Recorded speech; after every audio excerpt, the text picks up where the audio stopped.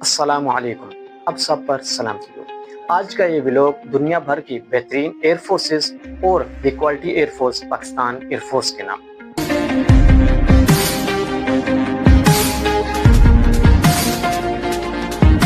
مجھے تو آزما جہان سے جہاں، میری اڑان کو نہیں کوئی گما، نگاہ عقاب کی جنوں ہے بے پناہ، ہے سر کیے کہیں یہ پربت آسمان، میرے حصار میں ہے عشق دائرہ۔ برطانیہ کے شہر گلوسٹر شہر کے اندر 18 سے لے کر 20 جولائی کے درمیان ایک ایئر شو کا انعقاد کیا گیا جس کا نام تھا ریڈ یعنی رویل انٹرنیشنل ایئر ٹیٹ۔ یہ ایک بہترین ایئر شو ہے جس میں دنیا بھر سے بہترین ایئر فورسز کو دعوت دی جاتی ہے کہ وہ آئیں اور اپنے طیاروں کی اور اپنے ساز و سامان کی نمائش کریں۔ اس دفعہ اس تقریب کا جو تھیم تھا وہ تھا آئیز ان دی اسکائی، یعنی انٹیلیجنس، ریسکیو اور دوسری جو چیزیں ہیں ان کی نمائش کرنا۔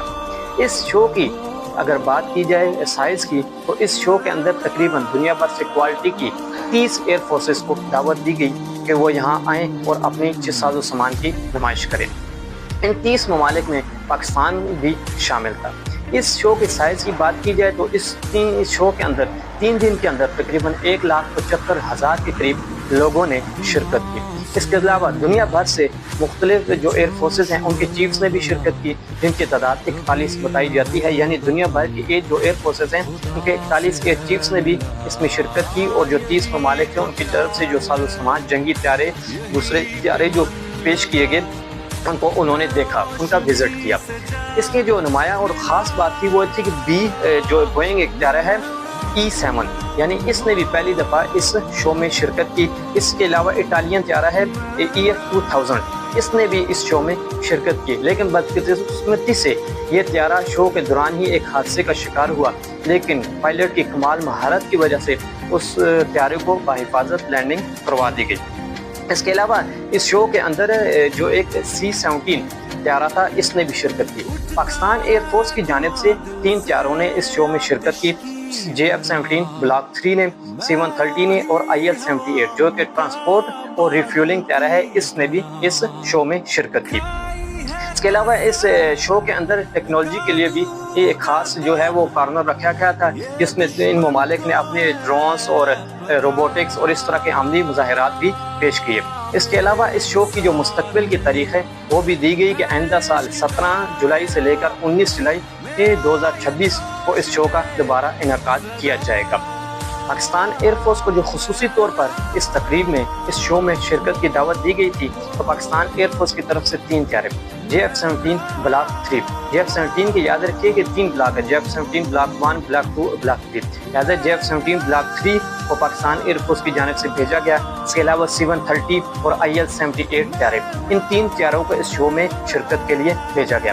اعزازات اور انعامات کی بات کی جائے تو پاکستان ایئر فورس کے ان طیاروں نے بہترین شاندار جو ہے وہ کردار ادا کیا، لہٰذا پاکستان ایئر فورس کے طیارے JF-17 بلاک 3 کو spirit of the meet trophy دی گئی۔ یہ ٹرافی اس طیارے کو دی جاتی ہے جو جوش و جذبے کو بہترین انداز میں پیش کرے۔ اس کے علاوہ C-130 جو ہمارا C-130 طیارہ ہے اس کو کانسرس آف ایلیجنس ٹرافی بھی دی گئی۔ اس کو یہ ٹرافی دینے کی وجہ اس لیے یہ تھی کہ جو اس شو تھا اس کا تھیم تھا آئیز ان دی اسکائی، لہٰذا پاکستان ایئر فورس کا جو C-130 طیارہ ہے اس پر ایک بہترین جو ہے وہ عقاب کی جو ہے وہ اس پر منظر کشی کی گئی، لہٰذا اس کو لوگوں نے پسند کیا اور اس کی وجہ بعد پاکستان ایئر فورس کے اس طیارے کو انعامات دیے گئے۔ بین الاقوامی تاثر بھی دنیا کے سامنے پیش ہوا، خاص طور پر جو انڈیا کی جانب سے پاکستان کے خلاف دراندازی کی گئی، آپریشن سندور کا آغاز کیا گیا۔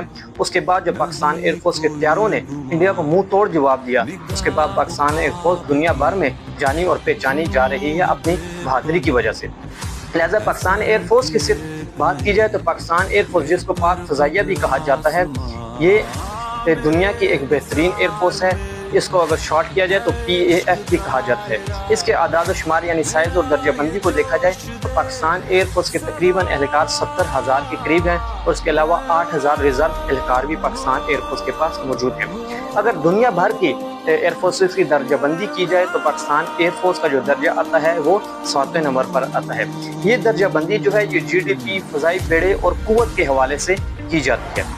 اس کے علاوہ اگر طیاروں کی بات کی جائے تو پاکستان ایئر فورس کے بعد تقریباً 1434 طیارے، جن میں جنگی طیارے، ہیلی کاپٹر، ڈرونز وغیرہ سب شامل ہیں، یہ پاکستان ایئر فورس کے پاس موجود ہیں۔